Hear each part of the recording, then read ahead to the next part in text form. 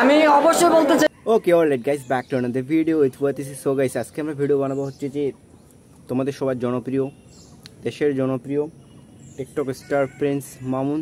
So okay, তার না একটা নতুন সেলুন ওপেন হয়েছে, গ্র্যান্ড ওপেনিং। সো তারই আমরা ভিডিও করব, roasting. So okay, let's start.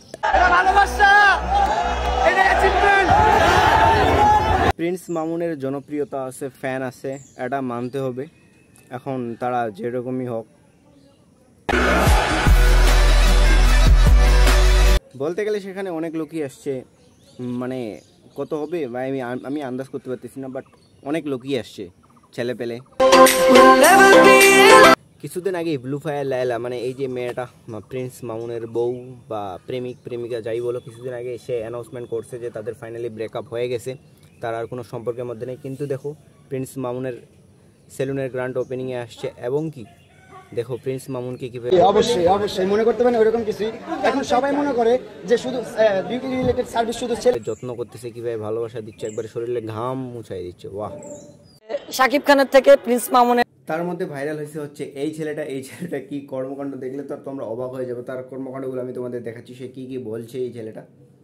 আমি অবশ্যই বলতে চাই যে শাকিব খানের থেকে প্রিন্স মামুনের জনপ্রিয়তা এখন সব থেকে বেশি। কোন সস্তা মাল খেয়ে আসছিস ভাই তুই?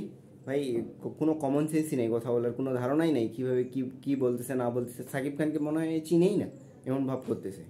আপনি কি কিছু খান? কিছু খাই বলতে এই পার্টটা সব থেকে ভাইরাল হয়েছে, কিছু খাই বলতে। আর ছেলেটার চেহারাটা দেখতে না অনেকটা গাজাখর টাইপের লাগতেছে।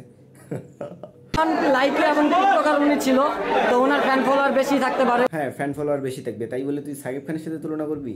এটা কোন ধরনের বোকাচোদ? আমি চুতি আমি বাংলাদেশের ভিতরে সবার প্রথম 10 মিলিয়ন সাবস্ক্রাইবার এখন এখানে ভাষণ ছাড়তেছে শালা বোকাচোদ এর ভিডিও থেকে। সো ওকে, আজকে ভিডিও এখানে এন্ড করে, আর প্রচুর গরম করতেছে। সো আজকে ভিডিও এখানে এন্ড করে, আবার দেখা হবে নেক্সট ভিডিওতে। তোমাদের দুশ্মনী যে খেলো। Okay, bye bye, see you next video. Okay, bye by.